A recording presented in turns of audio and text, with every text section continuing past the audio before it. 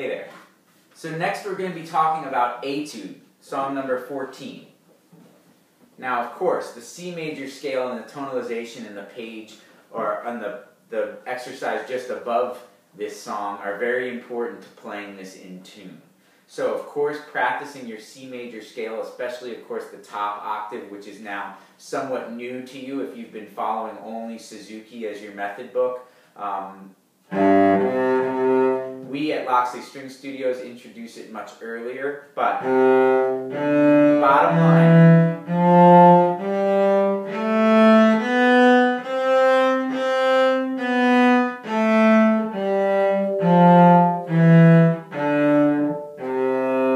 that's a very important scale to play in tune to be able to play Étude correctly.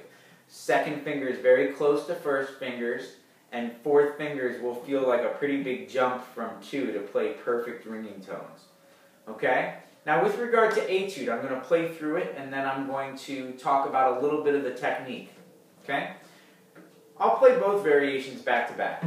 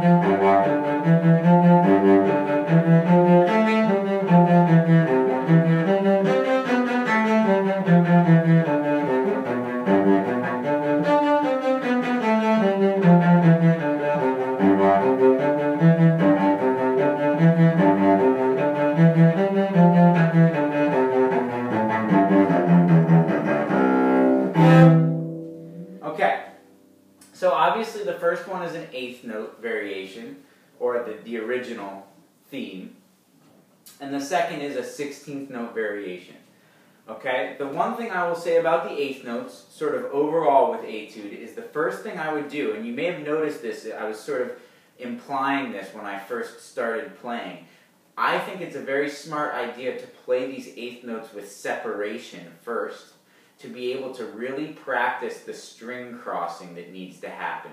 This is where a lot of students will have a little bit of struggle, because they're trying to play it a little bit too fast at first, and what's happening is the string crossings are happening sort of at the same times as the bowings are, which is not the way it's supposed to be. What you want to do here is bow, change, bow.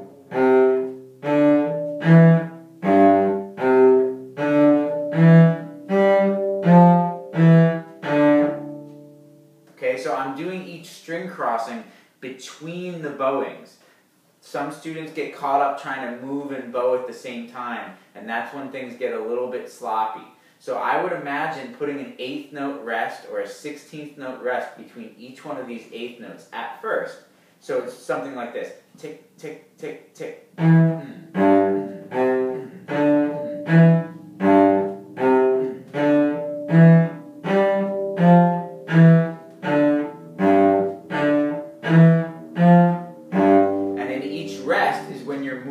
changing the string angle or string level if you need to.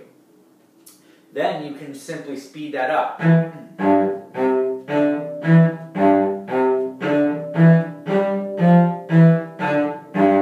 I'm still thinking about it with rests in between until finally you're ready to just think of it without.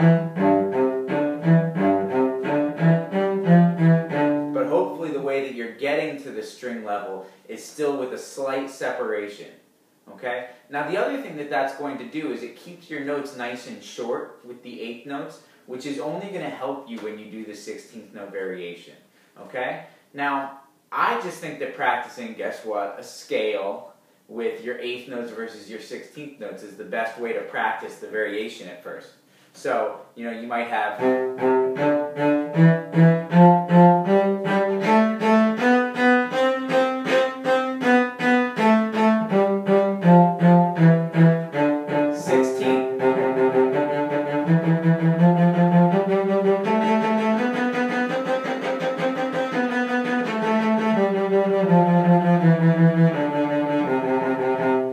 pretty fast.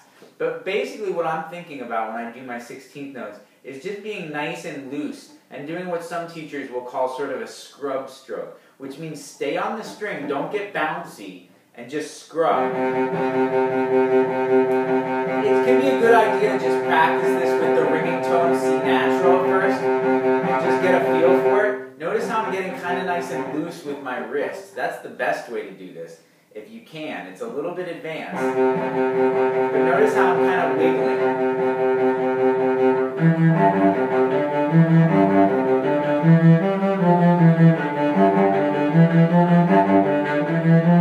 Okay? Just a little bit of wiggle in there. Great. And in general, I just think that getting very comfortable going back and forth between the 8ths and the 16ths is something that's very beneficial to learn here. So...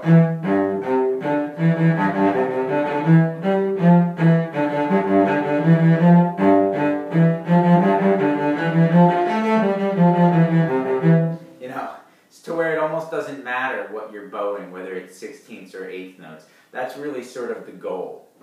Okay? Hope that helped you out with Étude. Thanks for watching.